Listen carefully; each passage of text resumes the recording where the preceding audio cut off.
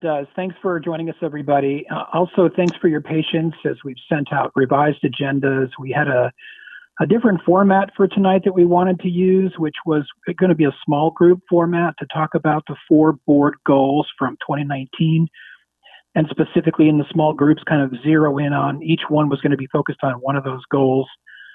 But we talked about it with PPS staff and came to the conclusion that that was going to be logistically pretty difficult. It would have resulted in 4 meetings instead of 1 large meeting.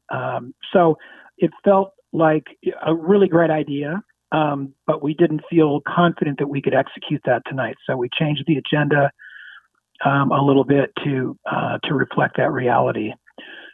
So I hope you're all doing well. Thanks very much for your patience and rolling with us as we kind of slog our way through this. And that's my remarks. I don't know, Sarah, if you had any you wanted to make. No, I don't think anything in addition. Although I think in a moment we're going to talk just a little bit more. I think you hit on the high points, Thomas, just about the just acknowledging the challenges and limitations of both video conferencing and electronic communication. And so I'll just, on top of what Roger shared, just appreciate everyone for being extra flexible at this moment in time. And many of you have proactively let us know if you've felt like you've missed a communication or if things aren't as streamlined as they could be. And so please keep that feedback coming. I think we're all doing the best we can. I know that the PPS staff is working extra hard on their end to make sure that, all of the proper procedures and protocols are followed. But I think, going into tonight and moving forward, we have a pretty short turnaround time for developing our report, working collaboratively in an entirely virtual environment. And I think I'll just ask for everyone's continued collaboration and patience and extension of grace as we all sort of navigate this new world together. I think tonight will be a prime example of us just sort of being willing to try new things. And if it doesn't work as effectively as it could, be patient with one another. This is, the kind of conversation that we're hoping to have tonight to really generate ideas that will become kind of the backbone of our report. Will be, that's challenging with a group this size in an in-person setting. And so us trying to do it virtually, I think will be an added challenge. So again, we just want to really appreciate everyone for number 1 being here, and number 2, just ask for ongoing, patience and flexibility and grace as we navigate being in this interesting world. Thank you all again for participation so far. All right, Thomas, back to you for a few business items before we jump in.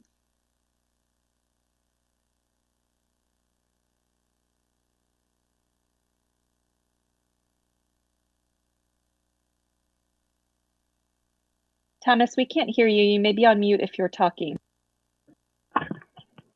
Yeah, you're right. Sorry.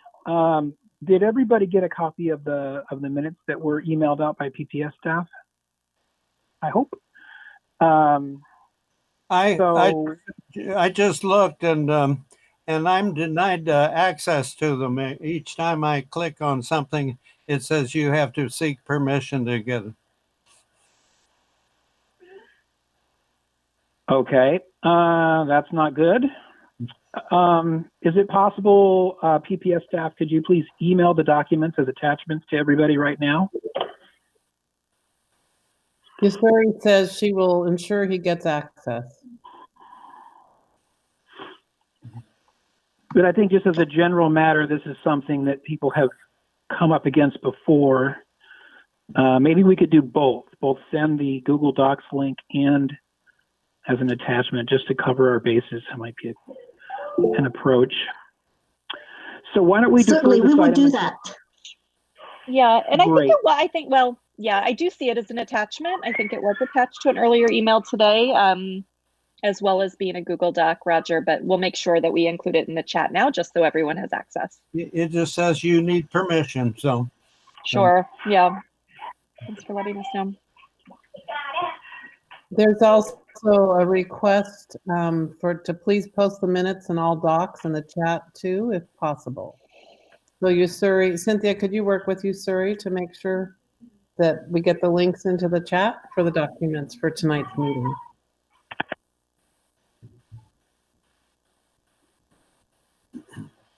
Okay, so why don't we, Roger, are you able to see them now, or are you still?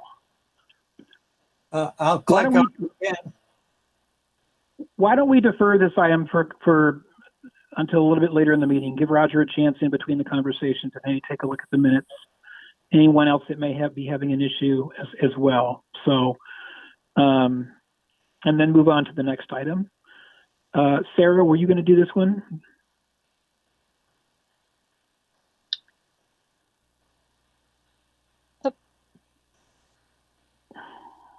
I'm sorry, which on the limitations of video conferencing? Yeah. So I just said a few words. I included that in my remarks before. I think we're covered, unless anyone on the phone would like to chime in with any specific input. I think that's been covered, and we can go ahead and take. We should probably pause and take roll call to make sure that we do that before we move on, Thomas. Okay. And then jump in, and I'm happy to do that if I have the committee members handy if you'd like me to do that. That would be great. Okay, great. So please just chime in when I call your name, CBRC committee members, so that we have a proper roll call for our meeting. Testanga Davis.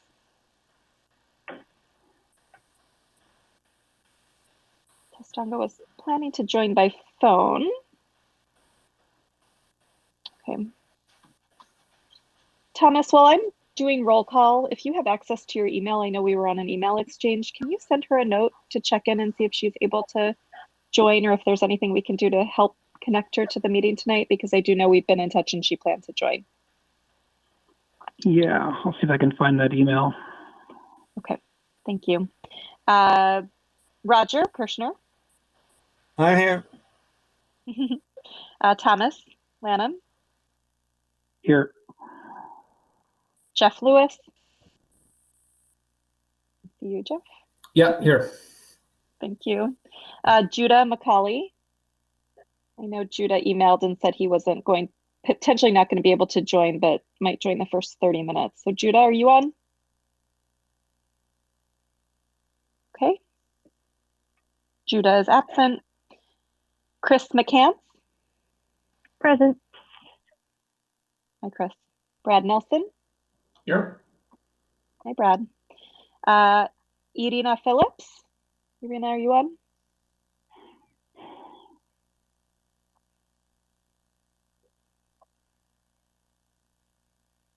Okay. Irina is absent. Christine Pitts.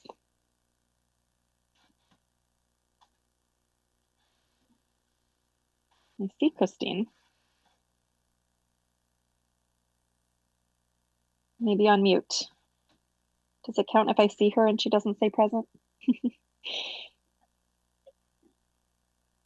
Okay, we'll count you as present since I see you. Leisha Posey.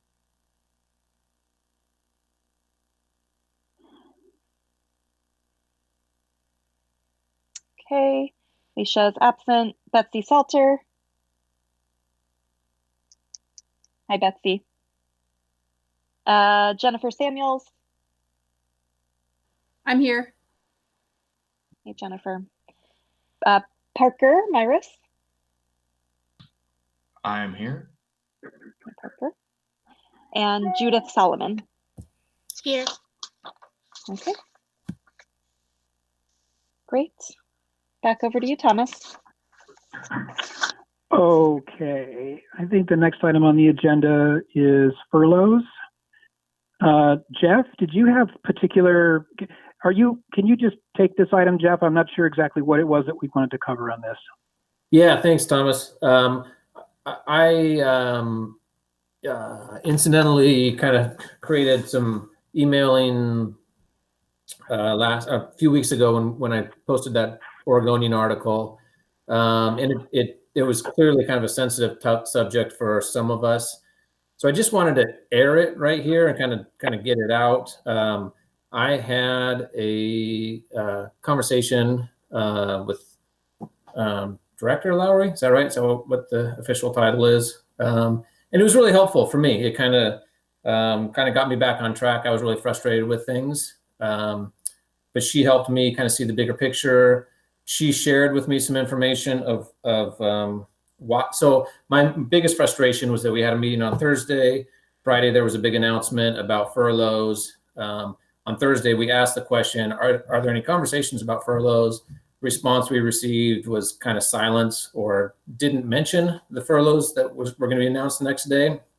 And I completely understand it was through some negotiations why PPS was kind of silent on that, but it would have been helpful just to be told, hey, we're working on things that we can't share with you right now. It was a big, for me, it was this trust thing is still kind of vacillating or still not fully there. And it pushed me in the wrong direction. So I appreciate Director Lowry for taking the time to talk with me and kind of hear me out. I don't know if anyone else wanted to comment. I just, it was a contentious one a couple weeks ago.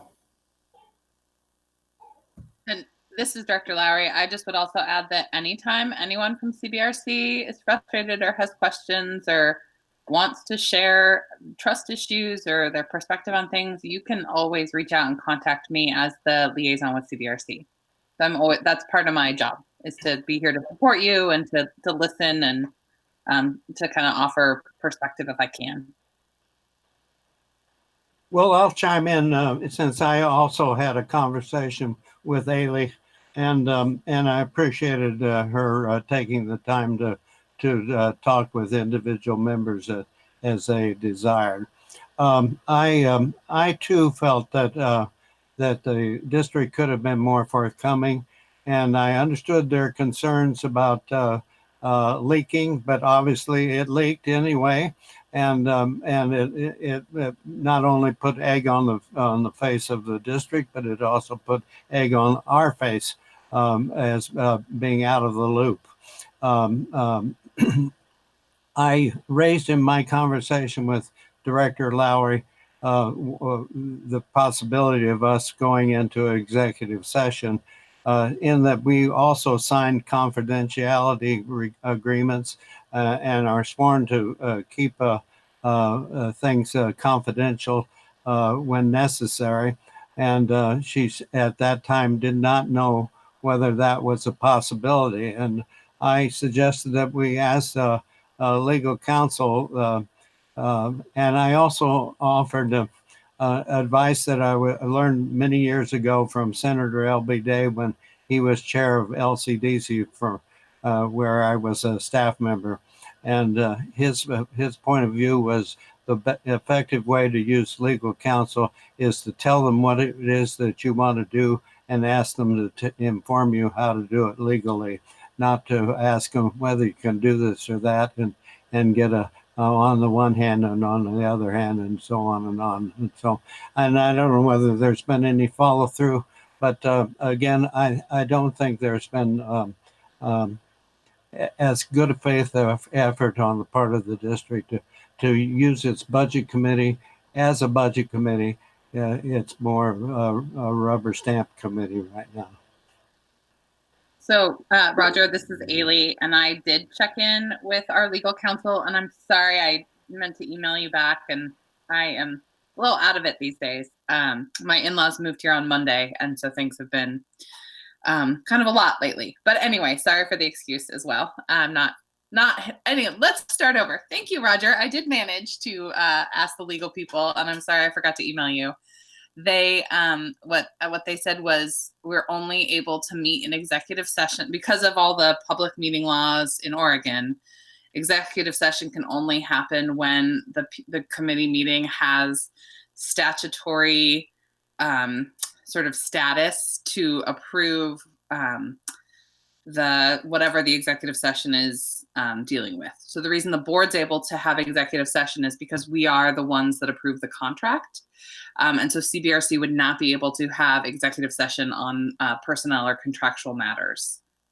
So there wasn't a way to sort of make CBRC go into executive session around personnel issues, but CBRC can go into executive session around issues that we have statutory regulations for. So it's the question of what are those and how would we implement them?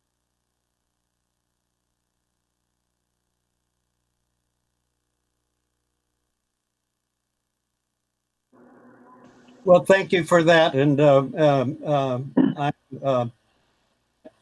without seeing the actual opinion, I'll reserve judgment and maybe have a conversation with Liz myself. Thank you. You know, she loves talking to you, so go for it. That'd be great. That's what she's there for. Okay, we're running a little bit behind, so I'd like to wrap this one up. It sounds like we got to a good place here. Claire, can you take it, or Jennifer? Cynthia, on the forecast update?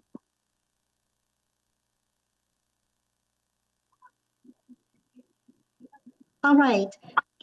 Yes, I can. I do have a PowerPoint presentation that I would like to share with the group. So I'm going to do that now. So please bear with me. So while Cynthia is connecting the presentation, in an effort to provide some transparency, and we're bringing a preview to you of what we have learned from the, Cynthia, you'll need to go to the first slide, thank you. What we've learned since yesterday with economic forecast, the revenue forecast, we are going to share some information with you tonight. And before we share it publicly with our community in a broader sense on Tuesday as we present the budget. So this is an immediate response to the revenue forecast from yesterday. Turning it back to you, Cynthia.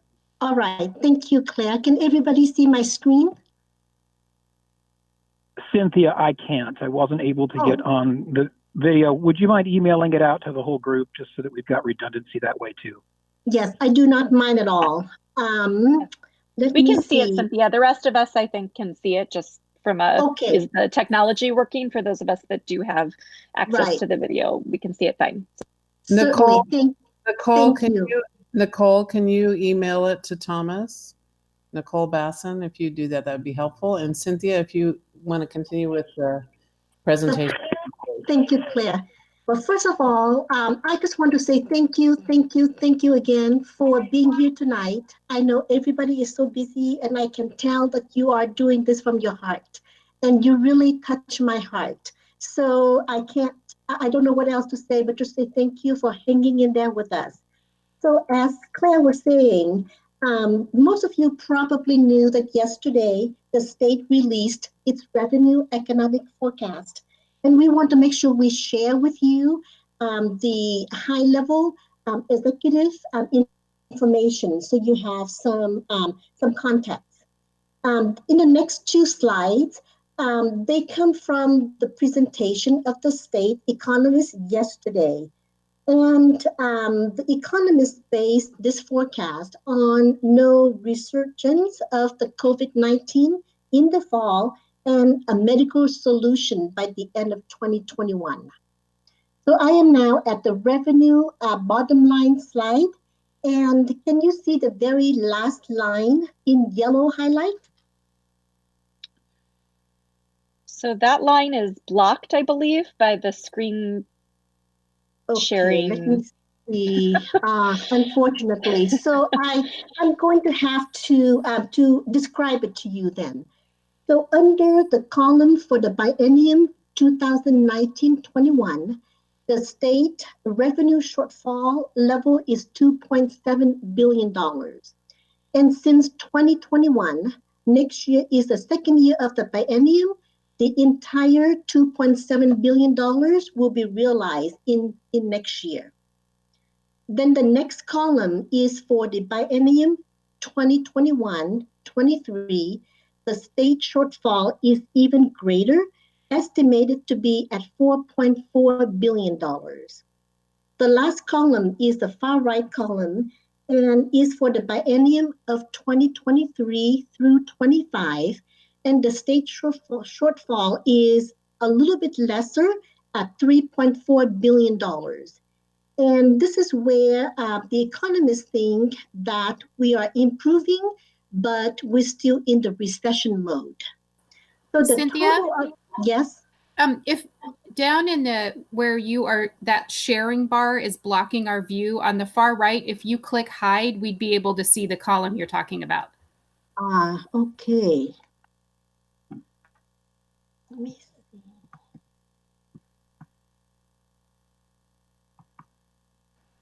Right to the right of the stop sharing blue button. There's a I little see. blue hide. It's hidden. Yes. Can you see now? Thank you. Excellent. Can you see the yellow highlight, the very last line of the screen?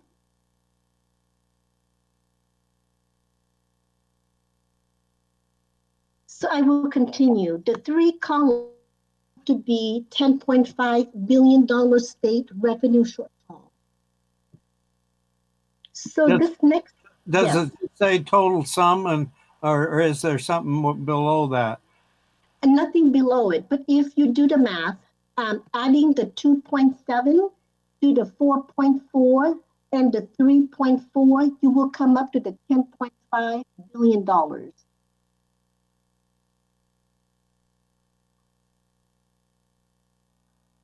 On this slide, we are looking at the what's called square root recession graph. And Irina can probably give us a lesson on this graph. But there's two lines that I would like to draw your attention to. The first line is the red line where it looks like a check mark. You see within the first year, there's a sharp downturn to almost 20%. And this is the largest and quickest drop we have ever seen in our history.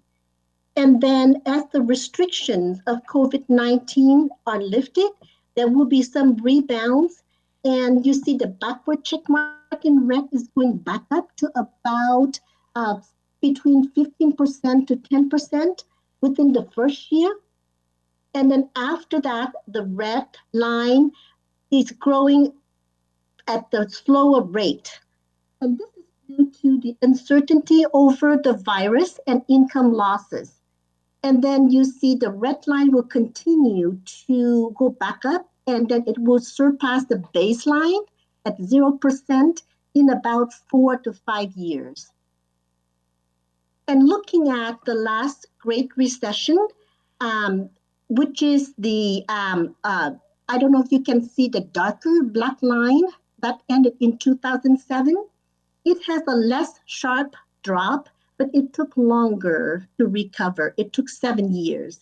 So in the nutshell, this recession has this is a quicker recession, but with a quicker drop in the first year.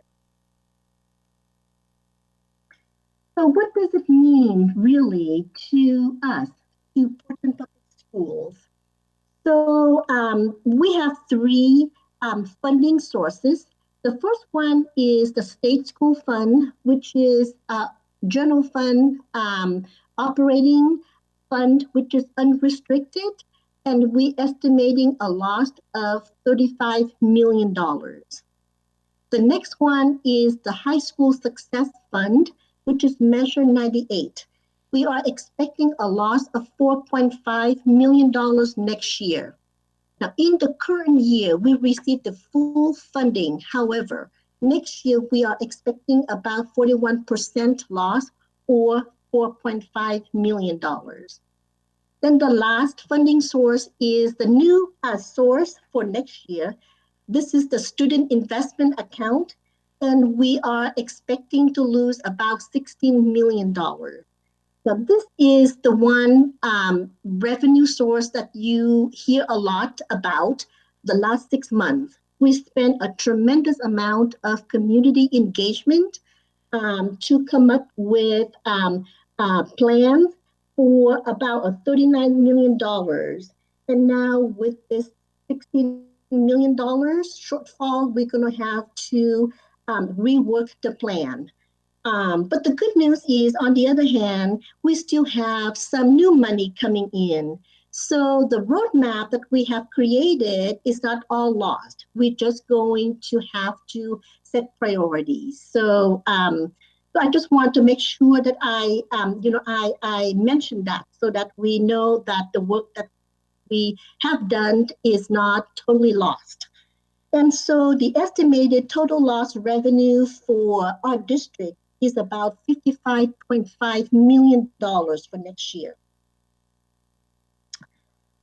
So what have we done to date? So as you know, as soon as we found out that there will be a budget shortfall, we immediately worked really hard to take some cost cutting measures, things like putting a freeze on purchasing, scaling back on contract services, and hiring freeze. And this is estimated to save the district about $9 million in savings. Also, the workshare program that we participate will prevent it in layoffs and will accumulate another $10 million in savings by the end of this fiscal year. So while really helping with the funding loss for next year, we understand that the loss is much greater than the $19 million savings. And since our staff, our budget is making up by 8% people, we're going to have to look at some ways to balance the budget, and that may include staff reductions and so on and so forth. And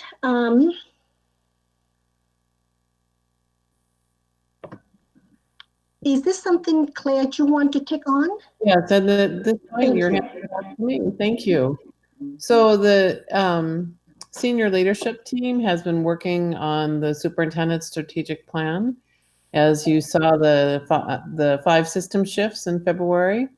So just as we were using those 5 system shifts to decide what to add to the budget, we're using that in our focus is to frame how we reduce as well. So no matter whether we're adding or deciding what we're keeping and promoting, we are using the racial equity and social justice lens, our vision and our core values that were developed with our community over the last year, and our theory of action, where we will continue to prioritize investments to especially serve our Black and Native students.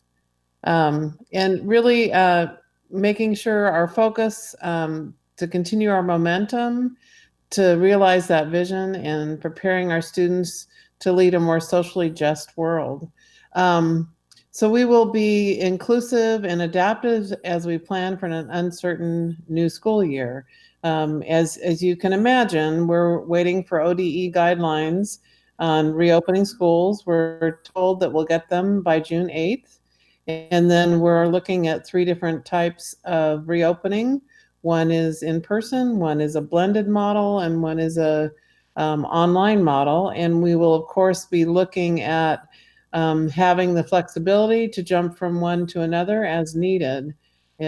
So lots to think about as we plan for this new year. And we will be, we're looking at CDC guidelines as well as our local governors' executive orders, and then our Oregon Department of Education guidelines. So lots to think of. We're learning a lot from other countries and other states, as some places are farther ahead on implementing and opening schools. Go to the next slide, please. So these are our next steps. On Tuesday, the superintendent will bring forward the proposed budget and the budget message, as well as a strategic plan. The initial condensed version, it's not our fully fleshed out plan, as we had to set aside the completion of the full plan due to the COVID emergency responses that we needed to do for the last couple of months. We do have an action plan for the first year that we'll be sharing in that budget message on Tuesday as well. We have a need beginning next week. We're actually, it'll be the week of closer prior to the town hall that we're holding in June to update the public and get a call to action with the state and both federal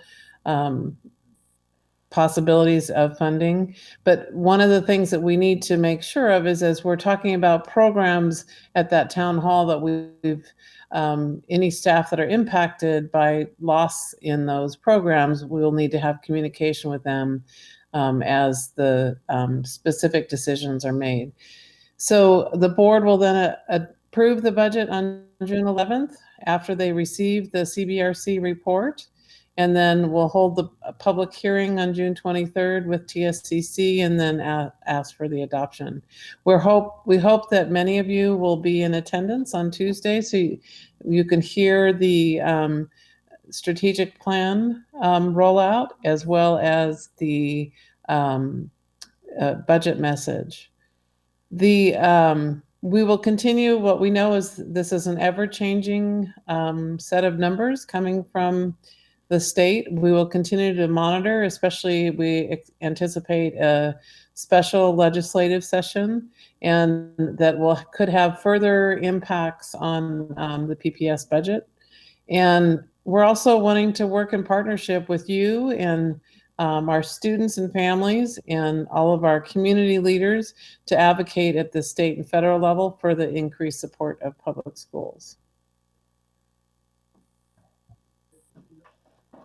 So that concludes our initial presentation to you on an update on what to anticipate coming on Tuesday as we deliver our proposed budget and our budget message. And you have the most up-to-date numbers from the state in terms of shortfalls for revenue next year. Claire, I have a question. Oh, yep.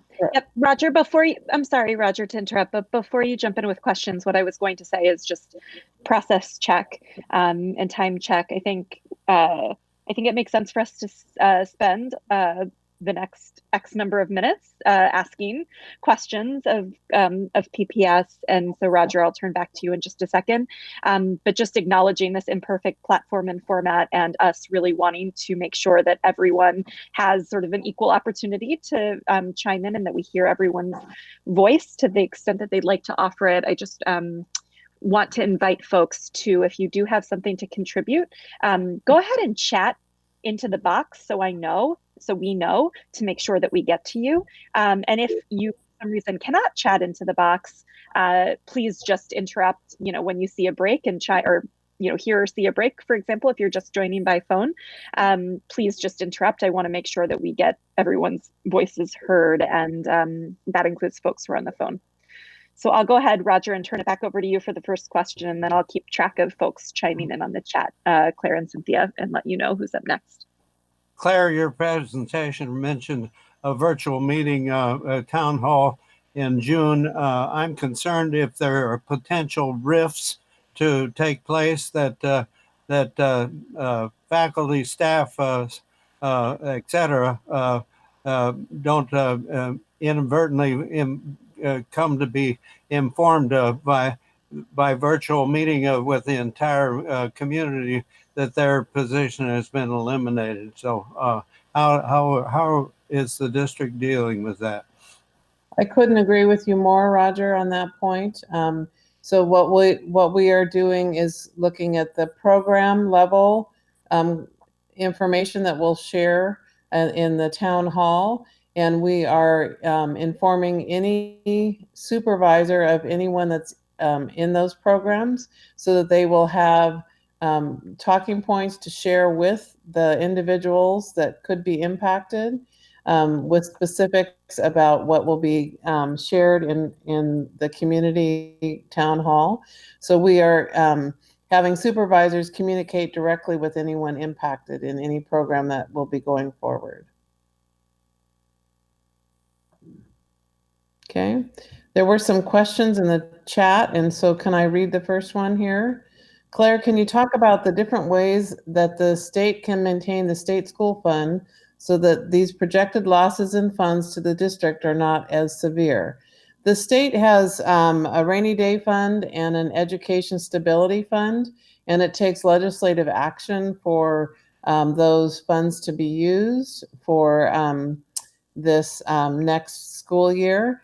I do recognize, though, that these funds will need to cover, they're looking at the next 2 biennia after this next year as well. So I'm not sure how much they will choose to use and how much they will save for later. The governor can also use her ending fund balance from the 1921 fiscal year or biennium, and she that could also help offset some of the losses to the state school fund. And the next question was, can't the SSA money in whole or in part be directed to the SSF if the legislature votes to do so? Yes, that would take legislative action. And what about the reserve funds that the state can use to stabilize? I think I just talked about that. Why talk about deeper classroom cuts for next year and not discuss the possible scenarios to maintain or mitigate losses to funding? So we will talk more about what we're looking, we've done the cost savings. We have the federal stimulus, 8.7 million that's been received from the CARES Act. So those are the first things that we're doing, using to mitigate the loss in funding. We're still continuing to resolve issues as much as we can, but recognize that our reserves that we have, we need to make sure we get through the next 4 years and not just the 1 year. The next question was, will PPS be afforded any of the CARES Act funds that are afforded to states and governors? Yes, we have received. There's one that's specifically to education, and that's at 8.7 million that we're talking about. There's also another bill at the federal level that we're working with the Council of Great City Schools and advocating for additional funding for K-12 education across the country. And we welcome the CBRC's participation as we advocate for that funding. That's not a question. Is that 8.7 million statewide, or is that PPS? That's our PPS's share. It was 121 million, and we are receiving 8.7.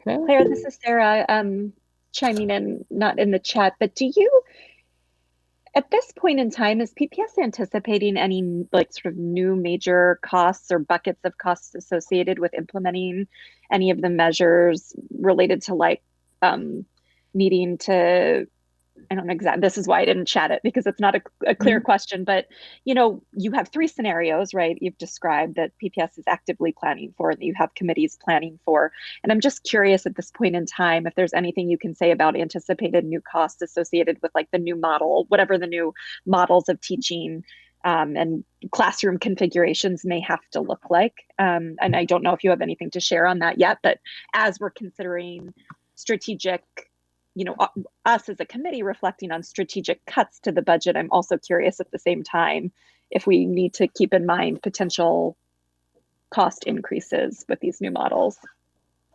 So Cynthia, I wonder if you should stop presenting at this point. I'm not sure what where you're headed, but I would say that there are unknown costs and some known costs, right? We know that we can't fit 25 to 30 students in a classroom, right? So that means either a scheduling in the fall, if we were to reopen in the fall.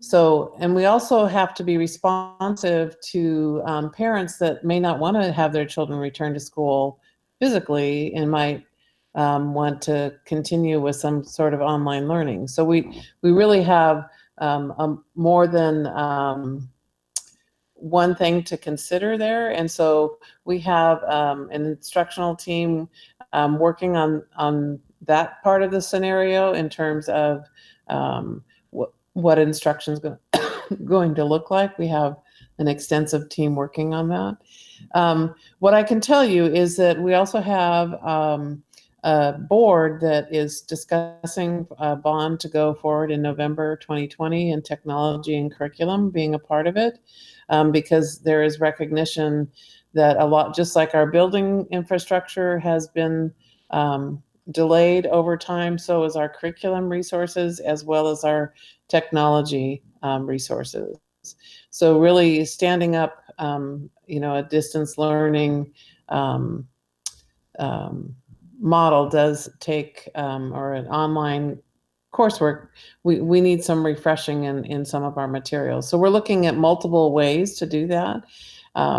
But it certainly, some of it is must be general fund, or it could be SIA fund. Like as we buy curriculum, we also need to have professional development with our staff, our teachers. So having and shifting in how they're teaching from in-person to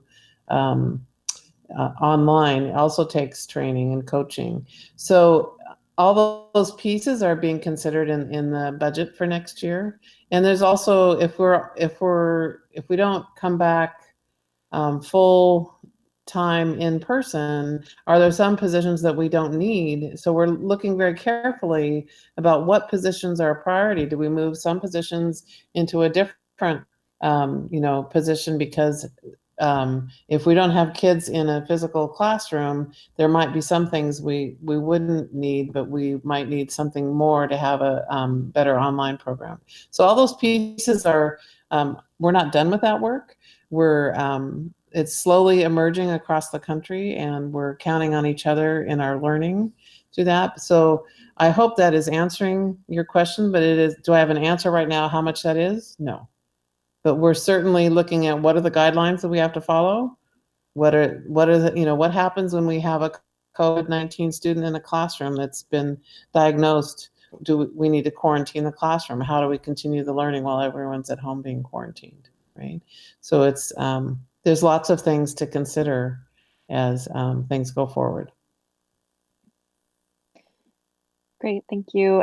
Thomas, I'm going to turn it back over to you to keep moving us forward. I don't see any more questions in the chat box. Before I do that, though, I just want to invite folks who are joining by phone who may not be able to chat into the box one final opportunity to chime in with your questions related to the presentation by Claire and Cynthia. So just give that, Thomas, let's give that 10 or so 15 seconds for folks to chime in if they'd like, and then we can move on.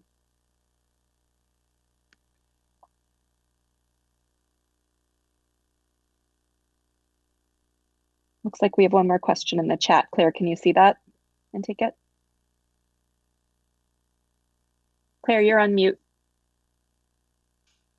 It was from Parker asking to have a follow-up later about the multiple plans to reopen. And I'm happy to do that. Parker, hopefully you know how to email me. Mm-hmm. Yes. Okay, so please send me an email and we'll have a conversation. Thanks. All right, thank you.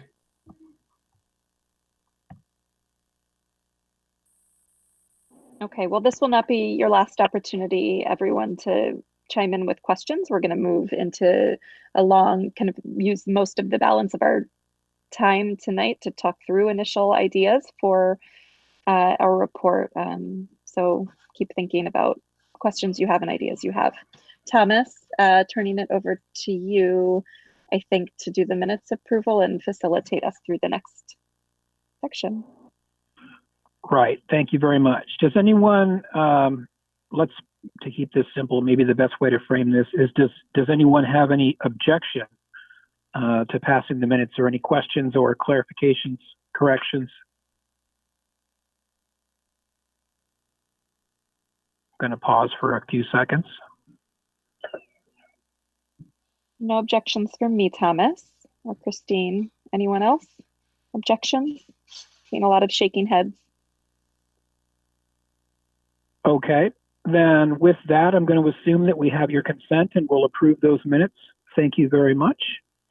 The next segment of the meeting, originally we had 20 minutes slotted for each of 4 topics related to the board goals. As you may recall, in our last meeting, we all determined that we would focus on those 2019 board goals as a lens through which we would look at the budget this year and make our recommendations to the board. You may, if you have volume 1 of your proposed budget that PPS staff mailed to everyone. Hopefully you all got that. If you have that handy, you might want to turn to page 47 of volume 1, which actually gives a little more detail about each of these 4 sections that we'll be talking about. 3rd grade reading, 5th grade mathematics, 8th grade graduate portrait, and post-secondary readiness / ready for college and career. So I thought one way, I know this is a large group and each of these by themselves could absorb hours of discussion. So it's sort of a Herculean task to tackle these. But I thought perhaps the best way to approach this would be to hear from Cynthia or anyone on the PPS side about how you see the budget addressing each of these goals. So, but just focusing on the 3rd grade reading, for example, were there any additional resources that were allocated in the 2021 budget year for enhanced reading? I do know that on page 47, it talks about the metric of success, which is moving from 44% of underserved students of color meeting growth to 60% by the spring of 2022, which I thought was a very clear goal, a very clear metric. But I was more interested in kind of kicking this off by hearing about what resources are being allocated to actually help to meet that goal, or what exactly is the district going to be doing to help move that along? So as you heard me speak of earlier, we have the 5 system shifts that we have prioritized in order to implement our first year in our strategic plan.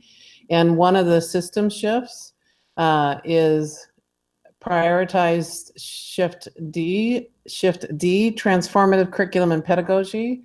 And so this in particular is where we want to develop a district-wide, vertically aligned pre-K-12 core curriculum with an emphasis on literacy and numeracy skills. So really looking at reading, writing, and math for K-12. So as we are bringing forward the bond for revitalizing we've already started with our English language arts, we would be able to complete that curriculum adoption, as well as implementing and beginning the math curriculum. And that would go to your 5th grade mathematics, and then also to your 8th grade, where it's both math and English language arts. So I think as you look at the district goals, the way that we're responding to them is through the system shifts. And the 5 system shifts, I'll remind you what those are. Let me just get that in front of me. They are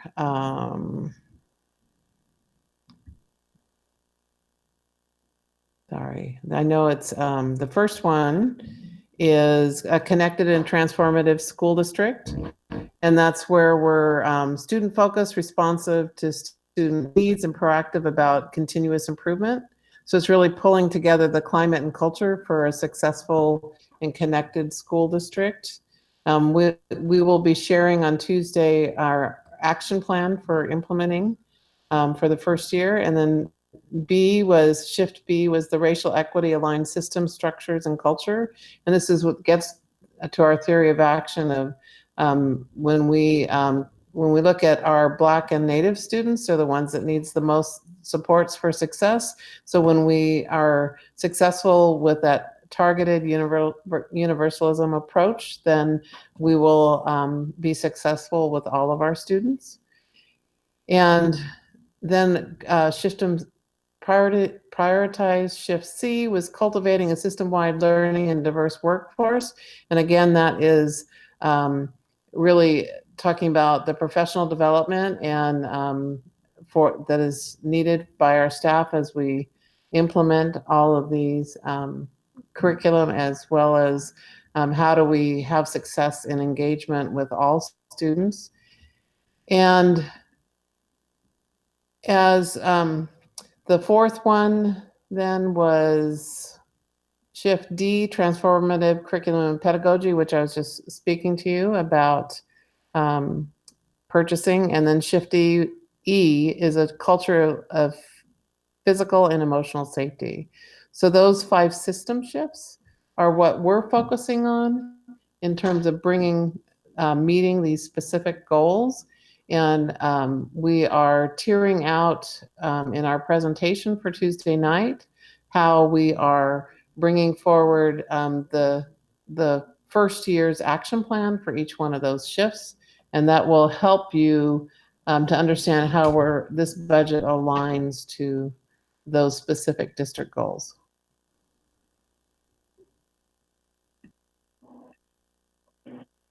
Thanks. I appreciate that overview. Do you have a particular citation in the budget document that discusses the system shifts?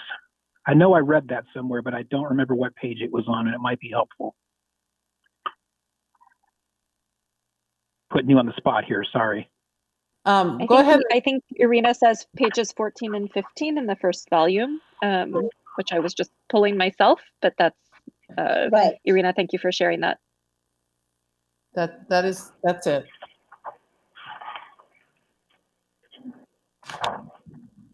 Okay. So focusing first on the 3rd grade reading piece, what questions does the CBRC have for Claire or Cynthia?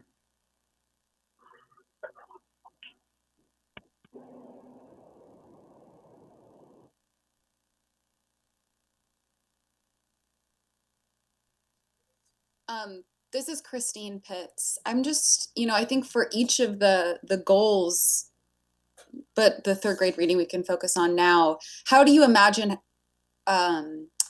any cuts that you're making impacting that goal? I think that's kind of the most concerning piece, is that the document we have in front of us right now isn't necessarily, this long-term kind of funding that you're trying to achieve in the next few weeks. So that's kind of my main question. So what I can say is that we are actually adding in some areas in the budget that actually will support the literacy adoption and in the professional development. So not only are we reducing to cover the shortfall, there are some of our system shifts. You'll see a list of I'm going to say it's, I think it's $2.8 million that we're bringing forward in costs that you'll see in the action plans on Tuesday that will help us implement these system shifts. Just because we have a revenue shortfall doesn't mean that we don't stop our continuous improvement. What we're saying is, while we have taken now what was going to be a 3-year strategic plan and we're expanding it to a 5-year strategic plan because we understand that we won't have the resources we need to get to all of it. We are still spending a portion. We are still adding in an area to support the system shifts so that we can continue the work. It is we would have liked to have done more in the first year, and we had planned, with that $40 million from SIA, it would have been a much different approach. But we are recognizing, even with financial limitations, there are things that we can do that cost no money that we're bringing forward, and then some additional asks or proposals that will support these system shifts. But there'll be more of that on Tuesday.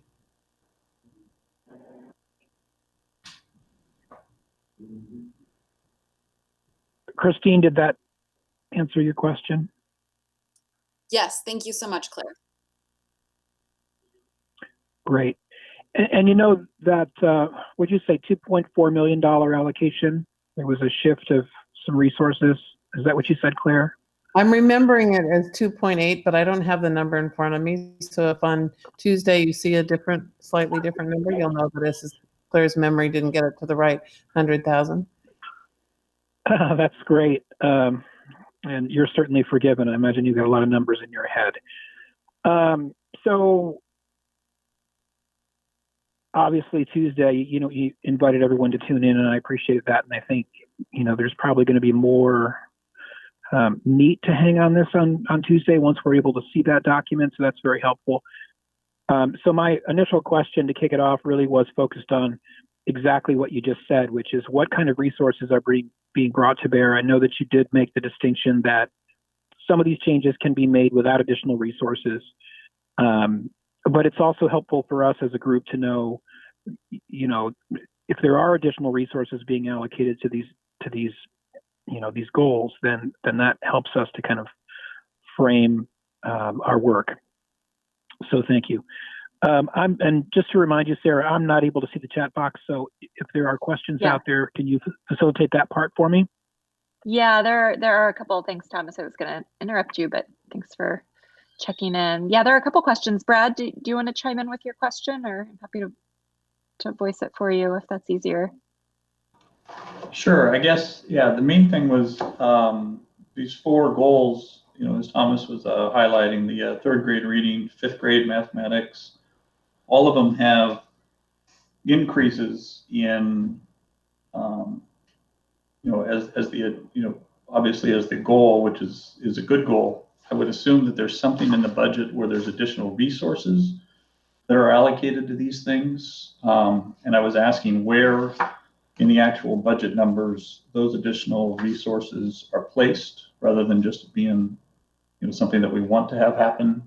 If there's additional resources that they could highlight in the budget where they increase things, that's what I was looking for them to show us for all 4 of these things. So the way that we are required to budget by state budget law, it doesn't lend itself to highlighting specifically to a strategic area. So we really need to, so when you look at the pages with the, I'm just looking on page 113, for instance, where you've got lots of, that's a count by projects. Go back to 108. There's a typical financial budget page, right, where it has lots of numbers, and we're required to report with these very specific codes. But that doesn't lend itself to talking about strategic investments. These codes that we're required to use from Oregon budget law is not what is going to give you the answer you're looking for. What you'll get is in charts and in narrative on Tuesday from us about the strategic plan is part of the budget message. So we'll talk more about how much we're spending in those areas on Tuesday. But it doesn't fit because of the requirements we have so that they can compare with school districts all across the state. We have to use these series of numbers. But what we do with narrative and charts is show you what our strategic spending is. Okay? You won't find it in this budget book.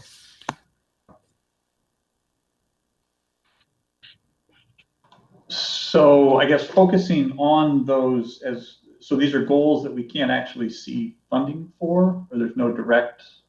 I think it's hard to say that are we achieving these goals in the budget if there's not additional. I think that's what I'm having trouble with, because since we got started, these were the main 5 goals that we kept talking about, where we wanted to increase these things. And so I'm trying to figure out how we're going to, or how this budget is going to achieve that. So what you're missing is our budget message, which will highlight these 5 areas, as well as we have a multiple page strategic plan, action plan to share on Tuesday. Okay, so those will help you with what you're trying to accomplish right now. It's just we haven't rolled it out. We're rolling it out as part of the proposed budget and the initial strategic plan presentation to the board. And that's why it's so important that this team comes and joins the board, even if it's, I know it's hard right now because it's virtual, But I think hearing it and seeing the presentation will help respond to those questions that you're asking. I can't chat, so I've got to chime in with a question. Claire, doesn't the board book go out tomorrow or went out today for Tuesday's meeting? You know, it will not this time because we got the economic forecast information yesterday and we could not, we needed more time. And tomorrow is the furlough day for all staff, so no staff is working tomorrow. However, we will get things out and posted over the weekend. Well, what I was wondering is if CBRC can't have those materials, so we're not just listening in on Tuesday. Absolutely, absolutely, you can have those materials. We'll be happy to share them with you. And when can we expect those? I missed what you just said, Claire. When would we expect to see those? I would say that Tuesday morning. we're gonna. No, I think that by Monday they'll be going out. I know it's a holiday, but in these times we just we literally had a day and a half of work time since the economic forecast to prepare all of this. So that just isn't enough time for us to complete that work. But we will have it ahead of the meeting, so you'll have at least 24 hours to read it before the meeting.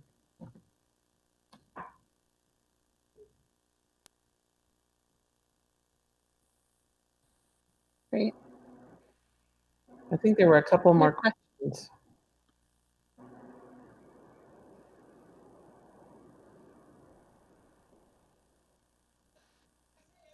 Sarah, are there more questions? Well, there's a suggestion or question, I guess, / suggestion from Irina, just asking whether it's possible to see a matrix with the 5 system shifts on sort of one axis or dimension and the board and district goals on another dimension, and then sort of aligned funding in the cells. And you sort of alluded to that in your last remark, Claire, but anything else to add to that? Yeah, definitely wouldn't be in that format, but you will see charts with information very similar to that.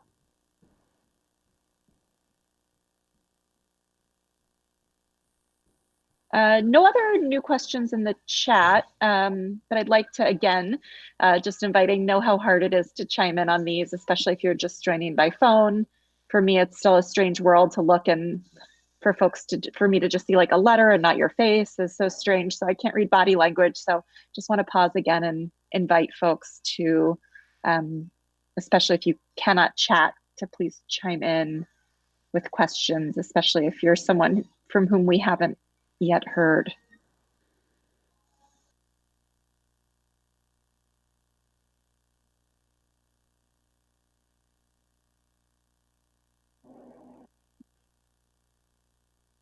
And while we're waiting for that, I think maybe, just given the conversation that we've had, we should throw open all the goals to one joint conversation. So it's pretty clear to me that we don't need to focus just on 3rd grading right now and then 5th grade in 20 minutes or whatever. We can just talk about all this at the same time. So I'll pause there and see if there's any questions.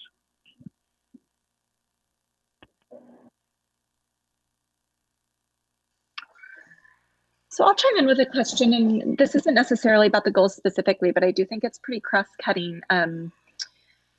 So I guess I'm just curious, and I don't know the right exact way to phrase this, but I'm curious if, given how we would know or be able to assess as a committee the extent to which the school budgets are fully acknowledging and attempting to sort of compensate for the disproportionate impact that of COVID-related learning loss on certain students and student groups within our community. And I think we've talked about this a little bit before, and I think we've talked about it in the context of the equity allocations. And I'm just curious if, and this is as much for us as a committee as it is, I think, for PPS necessarily to answer, but just how we as a committee are going, what we can be looking at to measure the extent to which PPS is ensuring that resources are being shifted such that students who are the most adversely impacted are in fact receiving the greatest supports. Does that make sense?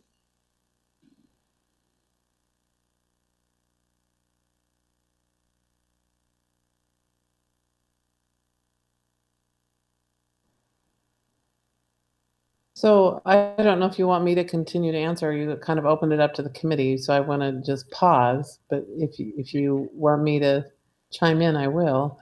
And Ailey, you're here somewhere. I know you are. You're. Please feel free to chime in anytime.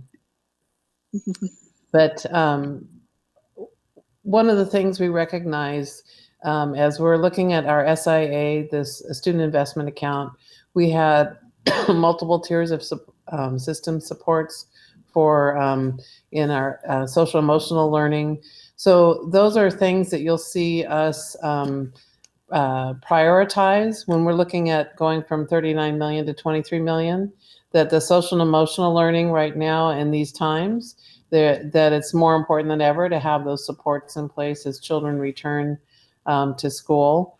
And also the having the multiple tiers systems of supports, MTSS, that's another part of the system shifts that as we are investing in that work, that is allowing for interventions and getting extra learning and different ways of learning. I mean, I'm not an educator, and Sarah, you could probably describe this better than I could, but that's something that we're investing in terms of training and staff and also adding supporting staff to our schools that have the our CSI and our TSI, those schools that need the most support. So you'll see that as we prioritize our resources, you will see CSI schools where we're not making reductions, where maybe in some other schools we will be. And so it's not only just an equity allocation, but it's what we're prioritizing in terms of what we need to add into or keep into the budget, whether we're adding in or keeping in the budget. We're really prioritizing, how are we moving the bar for our Black and Native students. So if those are our targeted groups, because they're the ones that need the most support, then if we bring them along the line, then all kids will come along the line. So that's how we're looking to address that. Claire, this is Director Lowry. I'm here. I was eating dinner, so I had my camera off, so you didn't have to see me with pasta.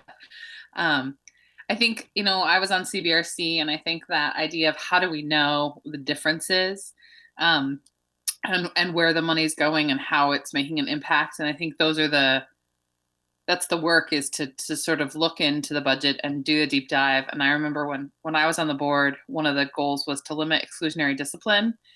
And one of the ways the district decided to do that at that point was to add in more secretaries as a place where kids could go to the office and have an adult be present instead of kind of as a pressure release valve. Didn't necessarily work, but it was the idea at the time. So it was clear to say, okay, we're investing more money there, and the reason we're doing it is to help reduce exclusionary discipline. So I think part of the trick for the CBRC is to look at the budget and say, we're putting a lot of money into new koozies for cafeterias. Does that really fit in with our, budgeting things? Or to say we're hiring a bunch more teachers for ESL. Is that helping with that, getting kids on target for third grade reading? Yes. So that's the work you all are tasked to do, and it's not easy. It's very complex to kind of get into the budget and navigate it, and to look at, are the things the district is spending money on really in alignment with the values and the goals that the district has laid out? Because it is easy to get distracted and to drift when there's so many competing needs. But it's not an easy thing to do, as far as there's no chart that says this is what we spent last year, this is what we're spending this year, other than the entire budget book, which I have mine next to me, and it's just such a small document. Yeah, I think that's right. I think what I was trying to get at is like, and some of it I think is in this and some of it isn't, just because there are so many moving pieces right now, right? And adjustments that will be made, given all the variables is, so I think what I'm just wondering is are we assuming that the impact that's being felt across our community sort of falls along the same lines as we would expect if we looked at like the school, the color heat map chart, right? Where we sort of know where most of our low income Black and Native students are, for example. Are we assuming that those are the communities that are being most disproportionately adversely impacted, and therefore like the way that we fund schools and schools that are most vulnerable, that will continue, like more money will flow to them or more supports, or not? Like, I don't know that the budget book is going to tell me that necessarily, maybe, but I think that's like the dialogue I'm trying to figure, ask myself in my head and ask, us as a committee, how we can, if there is a mechanism for us to track that, or if maybe, PPS can just say, yes, that's our assumption, is that those are the communities that we know, based on the data we're collecting, that are being most adversely impacted, and therefore we are going to make sure that they're getting the share of resources that they need.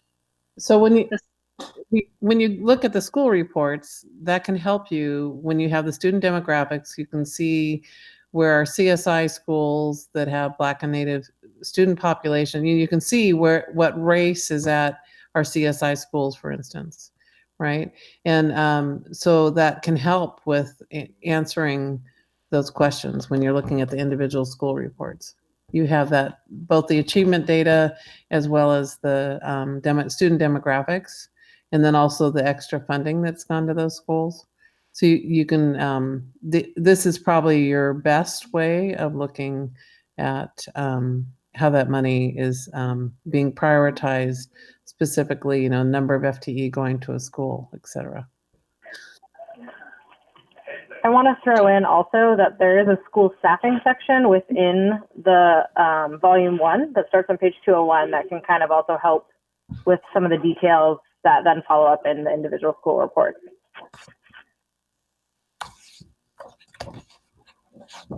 Great. We have a couple more questions coming in through the chat, Thomas. So why don't we go to those? Yeah, keep going. Let's see, where are we? Yeah. So Irina, you have a couple. Do you want to jump in so we hear someone else's voice besides mine, or would you like me to ask them on your behalf?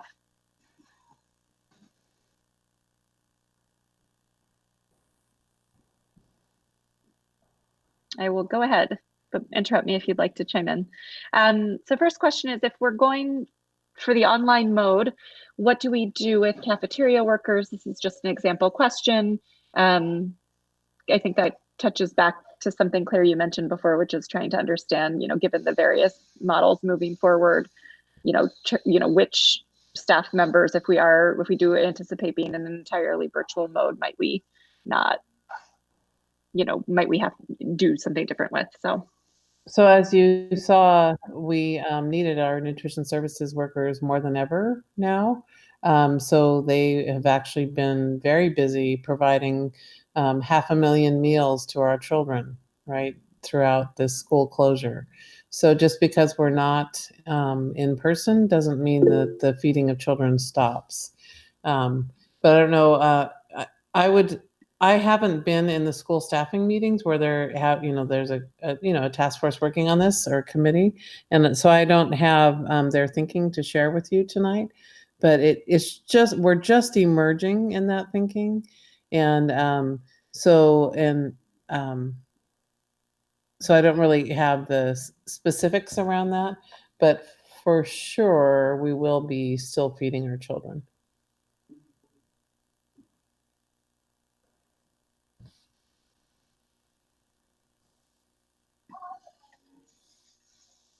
Great. Judah, are you on? I hear a rumor that you're trying to join. Roger, is that, I don't see what you're seeing. So is that another example of him needing to be let in? I just happened to be looking at my emails and I noticed he had an email there saying, has the meeting started and so on and so on. So I'm not the tech weenie, so you guys figure it out. I don't see anything in my inbox. But if someone does have the ability to let Judah in, if he in fact is trying to get in on the PPS side, if you could do that, that would be great. I don't see anything on my screen.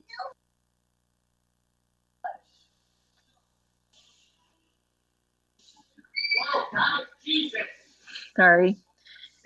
Wars night.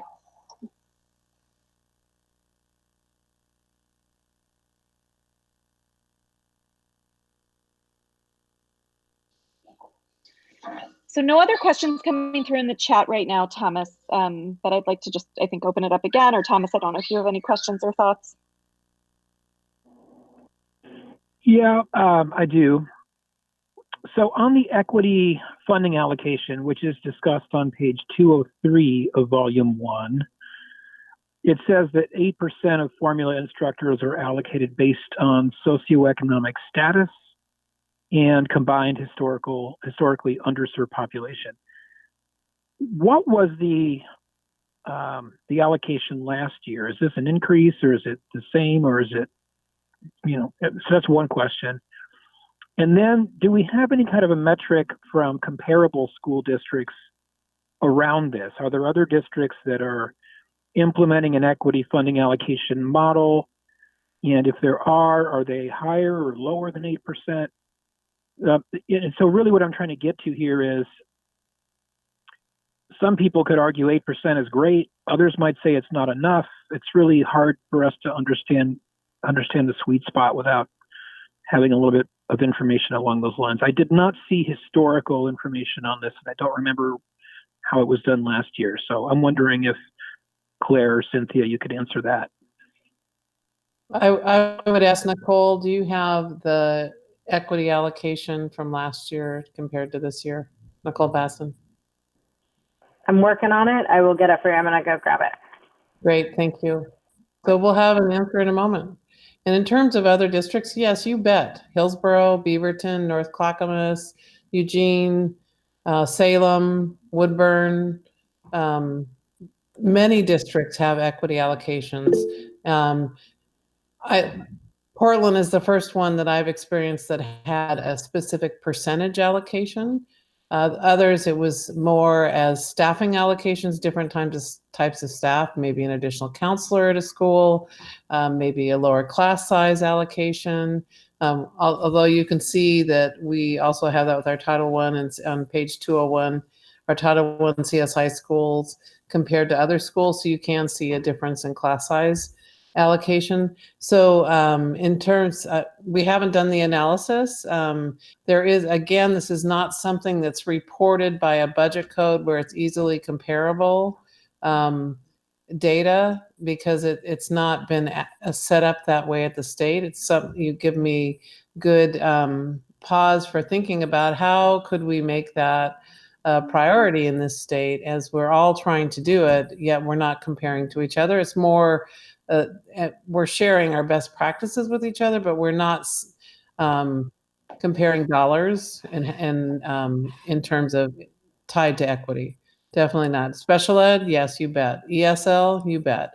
But equity, that goes over many programs, and you can only code $1 really into one program. But it doesn't mean that we can't figure out a way to track that. But it's definitely, I love the idea to so we can calibrate on that as peers. I'd like to add that we can look at the history of FTE allocated for equity in the volume 2 of the budget book.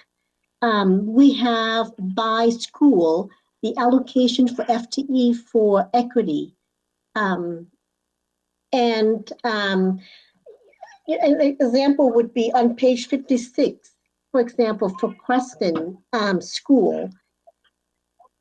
And if you go to the third box, in the first section of the funding source, you will see underneath the general fund, you see the general fund equity line. And that's one way for us providing the public the FTE allocation for a specific school. Does that help?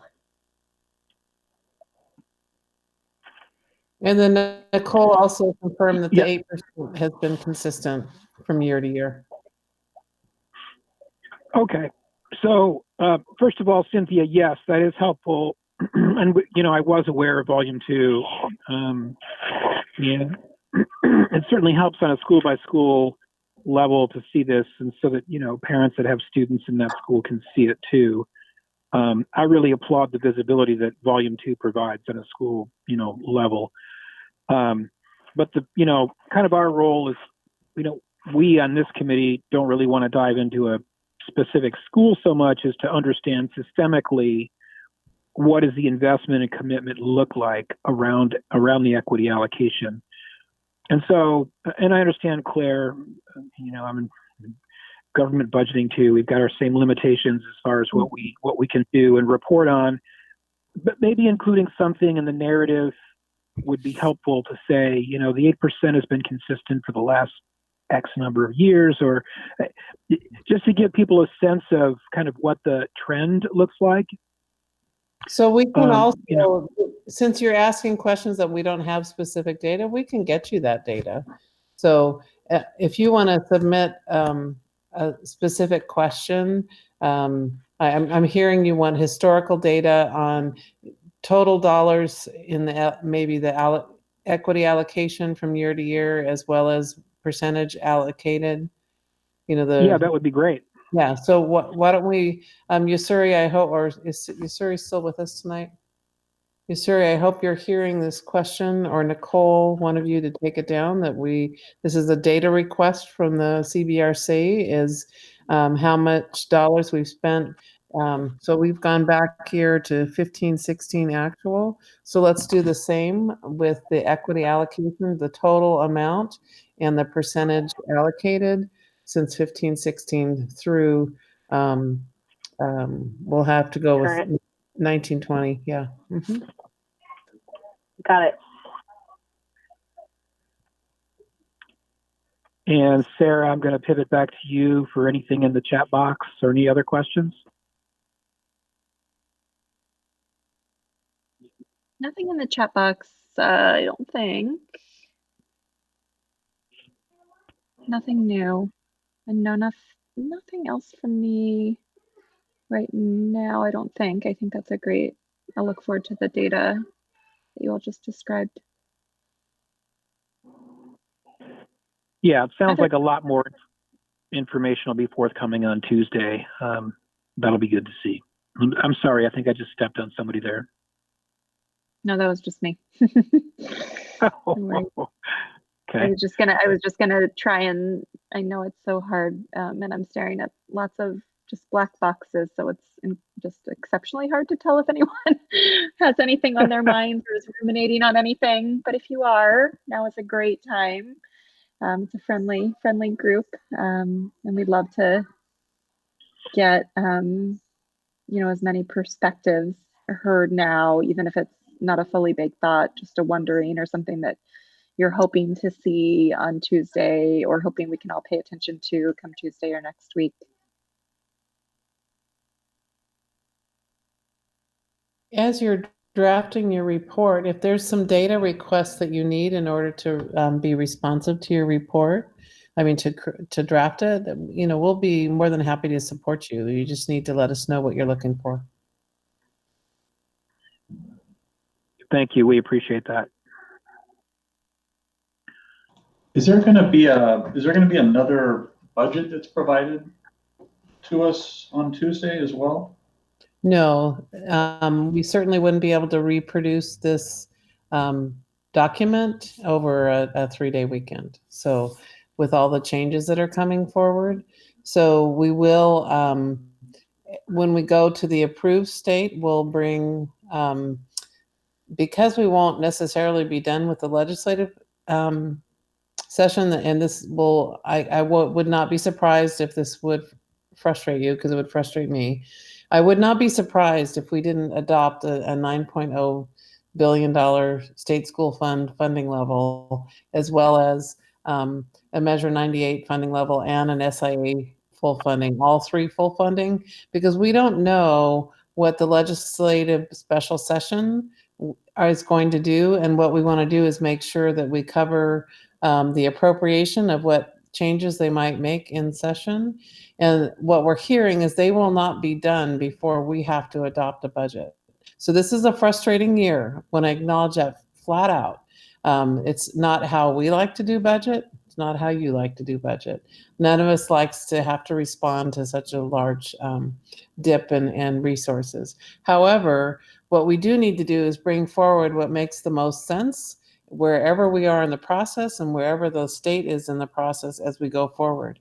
I'm even hearing estimates that it might be August before the legislature is done, right? So they have a hard set of decisions to make. And what I've heard described to me is that they will have a lot of meetings. There won't be a big legislative session. When they've got most of it worked through, then they'll bring it forward and open a special session for a few days, like 3 days, and close it out. And so what we have to do is pay attention to whatever committee meetings or whatever pieces that we can get information from. And we have definitely our K-12 advocacy. We have COSA people, we have OSBA, Oregon School Boards Association, COSA, which is for school administrators. We're a Superintendent's Association. We have OEA. We have a lot of advocates down there and lobbyists for education.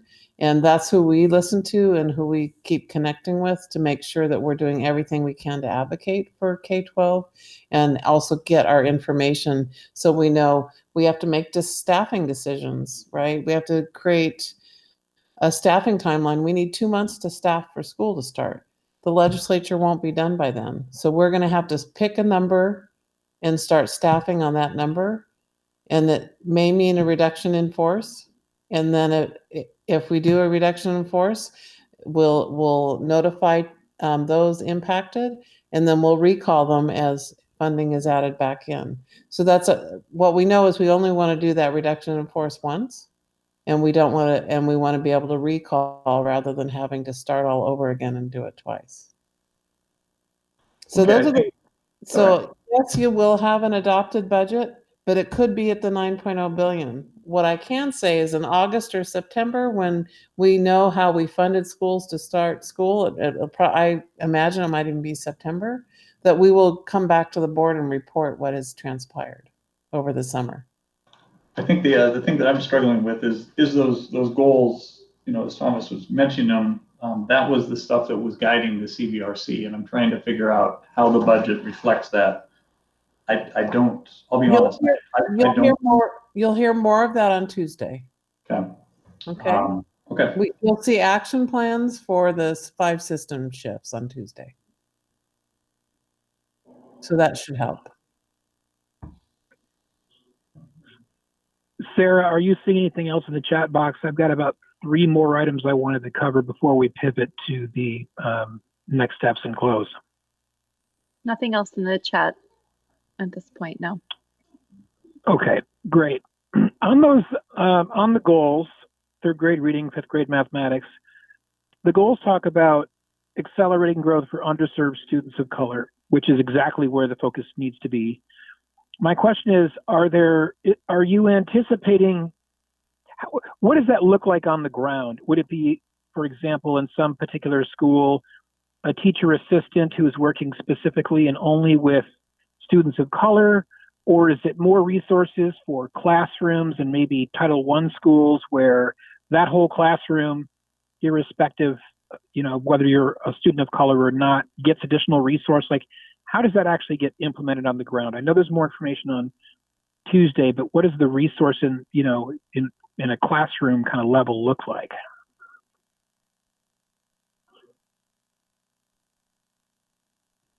And that would be for Cynthia or for Claire or for Ailey. So, we are still working through this SIA funding. We have not made, while we're bringing forward what we know the losses are, we are still continuing to refine, because we have had a day and a half to know what the funding is. And by June 11th, you bet we're going to know what we're doing there. But right now, we're still refining that. And so you will not have specific what is the allocation at each school on Tuesday. We're still refining that information. We now know how much we have there. We know we had a plan for 39. Now we have to decide what is the 16 million that's coming out and what's the 23 million that's going to stay in. And we have been working on tiering that work, on tiering those reductions. But now that we know how much in all three pots of money, we need to look at it holistically, and we're not going to rush and do that in a day and a half decision. That's something that we're going to take a few more weeks to refine. So for me to say what specifically is going to be in place, I can tell you that the more higher level right now is that social emotional learning is a priority, making sure that we have supports in a crisis time in our community, and also the supports that we need in place to be able to have 3 varying models of instruction in the fall. So that has not all been decided yet, but what we're doing is bringing forward because we have this deadline time frame, we're going to bring forward the best information that we can by the deadline dates we have to have a adopted budget by June 30th. And then we're going to continue to modify until we are opening school and have met all the guidelines and all the requirements. And we're soliciting input from staff, soliciting input from parents, soliciting input from students as we're refining those. So there's a lot. So I don't want to point to Tuesday as being like, you're going to understand everything. You're going to understand a lot more about what we're prioritizing. But in terms of what we're getting down to the school level, that we'll be able to tell you that in September. We won't be able to tell you that in June because there's too many variables still. Great. There are a couple other questions coming through in the chat. So I'll pass those along if that works for folks. And then I have my own question.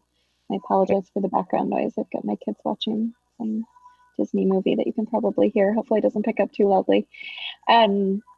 So the first question is around, well, let's start with the support. How do we support emotional learning? Are we bringing in school psychologists? So I'll ask that one first, and then I'll go to the next one.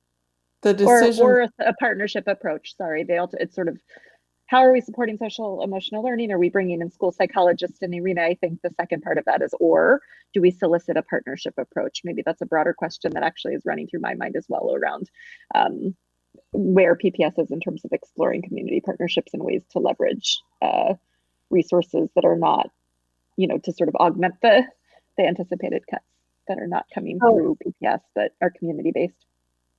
Right. So you saw in our School Investment Act application, the 39 million, that we had a significant increase for our community-based organizations. And you also saw a significant increase in our social and emotional learning. And so there was a very detailed, and I could, Nicole, could you get the $39 million budget and post the link in here so they have the detail of all the pieces of what that was? So that was shared back in February. But what I'll do is we'll make sure you have that again now. And that's the list that we're saying, okay, we're prioritizing social emotional learning and we're prioritizing our racial equity and social justice and making sure that we're responding to our theory of action if we, I don't have it written out in front of me, but it's in that same section you guys were telling me earlier, page 11 or something. bottom of page 13, if we brace racial equity and social justice strategies into our instructional core work with our students, teachers, and content, and build our organizational culture and capacity to create a strong foundation to support every student, then we will reimagine Portland Public Schools to ensure every student, especially our Black and Native American students who experience the greatest barriers, to realize the vision of the graduate portrait. So going back to the vision from our community, we spent a year talking about what we wanted to see in our students as they graduate, and also what was essential for our educators to have in place, and then what the system shifts that we needed in order to have that success for our graduates. So those three pieces tie from that vision, and it ties to our theory of action. And that's how we are, as you go in the SIA, that's where all of those funding decisions were pointed to, and again, involving with the needs assessment with the community in November, and then bringing forward that continuous improvement plan in December that has been approved by the ODE, coming back and bringing the SIA application forward. All those pieces tie together and will continue to drive as we're going from 39 million, which was our initial plan that Nicole is going to share with all of you. And then we're going to bring that down to 23. And what I'm hearing is that we're prioritizing social emotional learning, and then also looking at our theory of action and making sure that our racial equity and social justice is in place with success for especially our Black and Native students. So those are our priorities, and that's what you'll see in terms of the funding and where we're coming when we come back, and we'll share more at the town hall in more detail.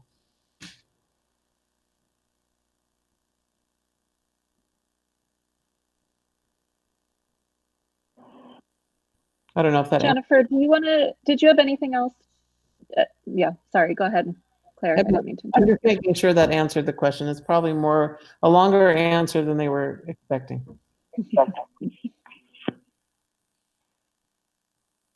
Great. Jennifer, did that answer? I saw your note in the chat. Did that answer your question, or did you have any follow-ups?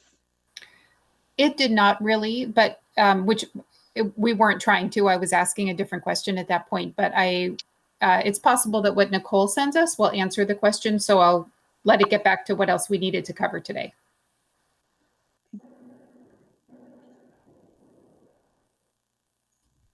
Thanks. So this is not necessarily a question. I'll just chime in with this, and something for us. I'd love for us to consider as a CBRC as we look at Tuesday. Yep. Good.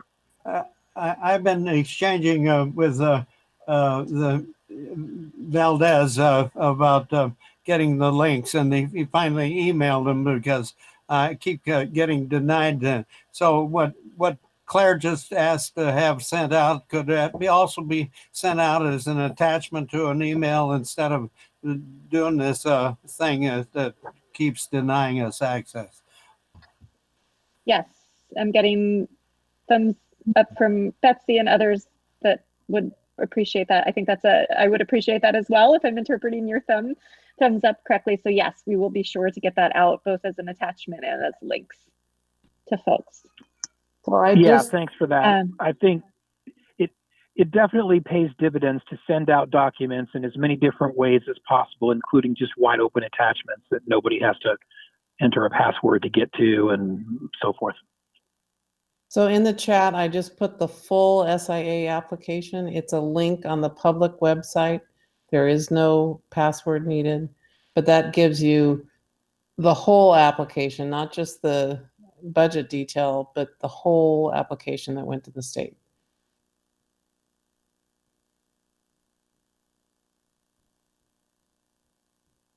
So Claire, Sarah, I'm looking at the clock at 7:46. I was thinking it might be helpful if somebody could screen share for a moment just the high level overview of the approach that we're proposing to take as far as the actual written document is concerned. Is that something that can be shared?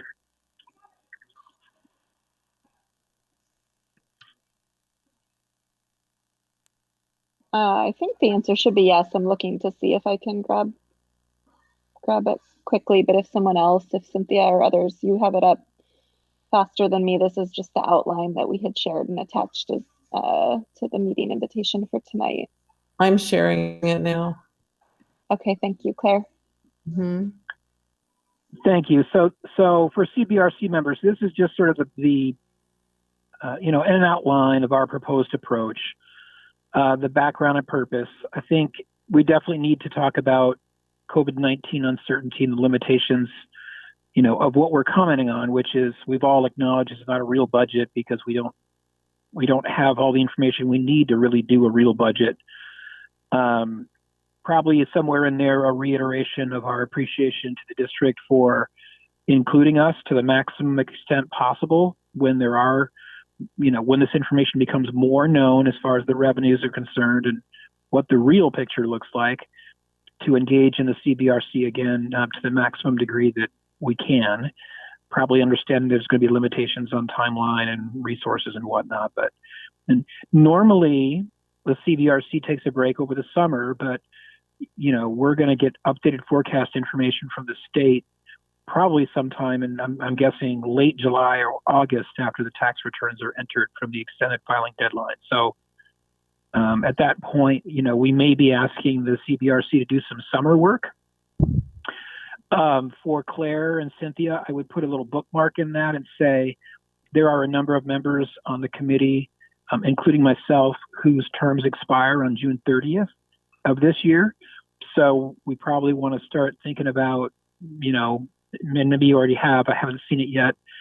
For example, I'm interested in re-upping, and there may be others. So, what does that process look like? And we know the process changed recently. So just a consideration. Then section 3 of the document goes into the board goals, and we'll take a look at each of those goals as well as the ResJ equity funding, and very much appreciate that we're getting more information on Tuesday about many of these pieces, as well as the additional data from PPS staff about the history of the equity funding allocation, and any additional narrative you can provide about what other districts do. I know that based on what you said, Claire, it sounds like others don't have just a straight percentage allocation. They do it differently. So we don't expect anyone to write War and Peace on this, but just if you're able to share, some information about here's, 3 other districts and kind of a paragraph about how they do it, that would be really helpful to include in that information if you can. And then section 4, we were considering, Sarah and I were talking about possibly a possible recommendation or a look at the district's plans to the extent that that we have those, about what the COVID-19 response look like. So the examples, and these are only examples about, are there technology investments that are occurring to enhance district learning, and what does that look like? And then lastly, you can see under 4B, kind of the CBRC priorities that we all talked about pre-COVID. And so we definitely want to have some comment on the Student Success Act funding. And then we would touch on the other 3 as we're able, probably more in the narrative in section 3. So there wouldn't be necessarily a big section on the CBRC priorities, but we would probably note, for example, that early literacy was something that the CBRC was really interested in seeing, and how that ties back to the first board goal for 3rd grade reading and that sort of thing. Does this format look workable to everybody? Are there any comments on this format? We were thinking probably this document, I think ideally we're looking for a length of 2 to 3 pages. I know that the board is inundated with a tremendous amount of documentation. And in my experience, the longer a document gets, the less people actually read. So does anyone have any comments or questions about this outline, which would be the, the bare bones of how we might approach this? I have a quick question, Thomas. Is the review of the CBRC, does it outline like kind of I guess the process? Because it seems like the board goals and kind of analyzing those came before COVID, because this is the budget that was put together before COVID was even there, and then COVID came into play, and then it was revised. Or am I missing something? No, you're not missing anything. That's the sort of the mental leap here on. So our charge is to comment on the budget that is presented to the board for approval and adoption. And so even though we've all acknowledged that this budget is not a real budget in the sense that it's unable to, integrate unknown future revenue changes, we do need to comment on, on that budget. So that's why I was proposing this section 2, where we, have a general acknowledgement of the uncertainty and the limitations of what we're actually being asked to do, and in section 2, making the ask to, to be engaged when actual revenue numbers are available. Does that make sense? I think so.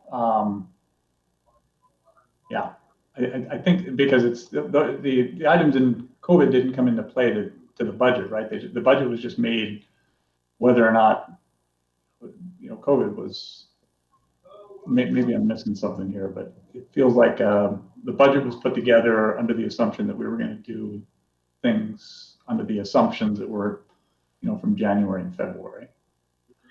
No, you're exactly right. I mean, if you're experiencing some cognitive dissonance right now about what we're doing, so am I. I think we all are, but we have to comment on the document that we have in front of us. And so that's the framework that we're proposing, but we want to be really clear about the fact that we're commenting on something that's going to change. And then being asked, asking to be engaged to the maximum degree we can when better information is available.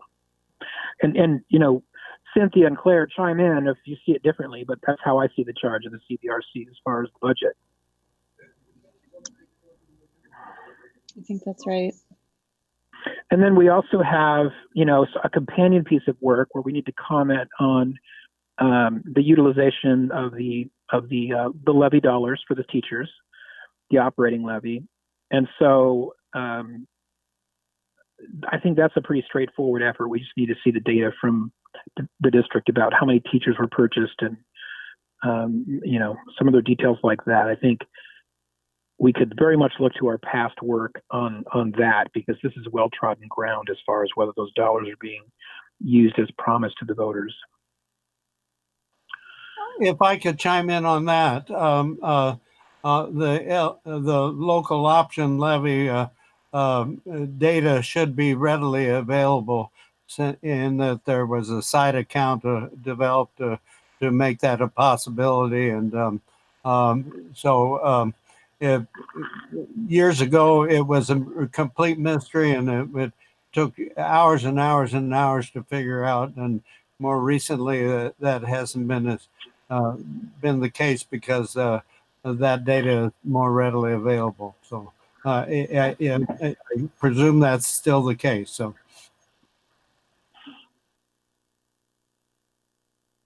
Yeah, I'm assuming so as well.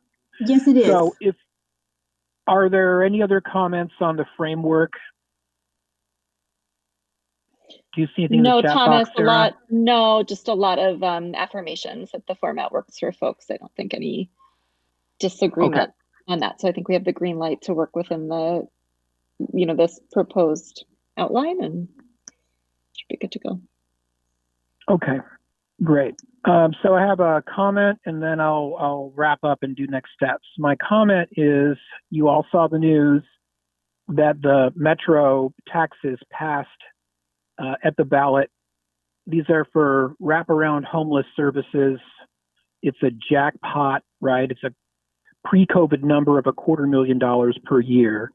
Those dollars would, as proposed, be allocated back to the counties So each of the 3 counties that comprise Metro would allocate those dollars for wraparound services as they see fit. I think that it would be very smart for PPS to become engaged very early with counties. I know there are homeless children and students in the district, and some of these wraparound services could, my understanding of the utilization of those dollars, it could very much be something that was granted to PPS for potentially for some assistance, or for nonprofits in partnership with PPS. I don't have a lot of information about exactly how that will work, but I think that there could be an opportunity there. And so I would encourage PPS staff to, take a look at that if you haven't already. It's, because it's been 2 whole days since it's passed, right? I'm sure you've. So more work. Thomas, for you is guys, that? but Yeah, and is that something that would be appropriate for us to include in our report at all too, as like a corollary or in our section on sort of COVID-related opportunities? I think it might be smart for us to underscore that as well. Yeah, Absolutely. I think so. I mean, it's very early, right? And so the counties have not developed and fully, they haven't developed exactly how they're going to disperse these dollars. But I would be shocked if there wasn't room for at least nonprofits in partnership with PPS, if not PPS directly, to potentially get some of the dollars to help students that are experiencing houselessness or otherwise are being touched by the housing crisis. So, for what it's worth, I think that's a very cogent suggestion, and I would hope that Claire is giving an attentive ear, and the district should have an in with Director Scott, direct involvement over at Metro. So let's follow up on that. And Sarah, I think you're correct. I think we should say something in our report. Roger and Thomas, it's an excellent suggestion, and this is Claire, Thomas, and appreciate your thinking and really appreciate the thoughts of putting it in your report. Great, we'll do that. So as far as next steps are concerned, so Tuesday we're all going to get a lot more information. At some point, the district will also provide us separately information about the history of the equity funding allocation. And our next meeting is next Thursday, if I'm not mistaken. So I think the budget or the primary agenda for next Thursday will be to do a deep dive. Once we get all the additional information that will be available on Tuesday, to do a deeper dive on these very same goals again, and then have a more robust debate that's more informed about the district's efforts to move these goals forward. Does that sound like the right approach?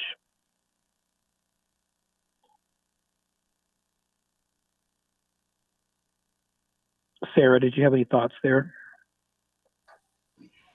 You're missing the No, I think thumbs up that are on the screen. Yeah. Yeah, I was just going to put that back. No, I think that that's right. Remind me what I'm also losing my sense of time and space these days. Remind me what date our report to the board will be, Claire, or Cynthia, or Nicole? June 11th. Okay, so that gives us, yeah. But you'll need to submit it ahead of, that's the meeting Right, date. we got that date. Yeah. Yeah. No, I think that's right. I think as many folks who can chime into or tune into the Tuesday evening board meeting, I would encourage all of us to do that. And I definitely plan to join. And I think those of us who do can, who are able, can take notes and perhaps share those or come to the 28th meeting prepared to share what we heard. And in addition, it sounds like we'll all have documents that we'll receive as soon as Monday, it sounded like, Claire. Claire, so I think look out for that. Is the agenda published for Tuesday's meeting? Just for the committee's information, if you're not on until 8 o'clock or whatever, it's helpful that the committee isn't sitting in the wings for like staff sometimes has to do for hours and hours until something else gets disposed of. or is it solely devoted to the budget on Tuesday night? It is a regular board meeting, and it's scheduled for 7:30 for 2 hours. Okay, so 7:30 to 9:30 on Tuesday is the schedule for the budget. Well, and also I just might point out that that doesn't mean that's hard and fast. If the board is going lickety split and is ready to take up the budget at 7, they'll be doing that. That's correct. Yeah. So Yeah, so I would encourage everyone to tune in if you can. This is Ailey. I just don't know that lickety split has described the board lately, but it's always great to be optimistic. That's funny. And it's so in closing, like a 20-minute sermon. So in closing, I want to invite anyone from PPS, Ailey, if you want to say a few closing words, or if you have any thoughts you want to share with us before we end this meeting, or Claire, Cynthia. I just want to say thank you to everybody for engaging. I know it's hard to do this online. I know that this is a crazy year, but appreciate all of you who are willing to serve PPS. I echo those sentiments. This is Claire. Truly, this is probably one of the most convoluted budget years that we've ever asked CBRC to participate in this budget process. So I just really applaud your efforts to focus on the strategies and what's right for kids. So thank you for volunteering for this work. Thank you. Cynthia, did you have anything? I just want to say I really appreciate each and every one of you for giving us your time, giving us your thinking, your great thoughts, and I want to continue to suggest that this is only a beginning of the collaboration between the district and you all, because we need you to help us serve our students. So thank you very much. Thank you. Sarah, did you have anything? Nope, I'm good. Okay, well, I want to note for the record that we're ending at 8:04 p.m., which I think might be a CBRC record. We're only 4 minutes over time. This concludes this meeting, and thanks everybody very much for attending. Really appreciate everything that you've done, both on the district side as well as the committee. So thanks, and have a great boys. Yeah. I took steps to avoid a repetition of the last debacle. So thanks for that nod, Roger. I appreciate everyone's patience with that last time. It was kind of frustrating for me. But thanks everybody very much, and I hope you all have a great night, and looking forward to talking to you again on next Thursday, and hopefully you can watch the budget presentation on Tuesday night. Have a great night. Thanks, everyone.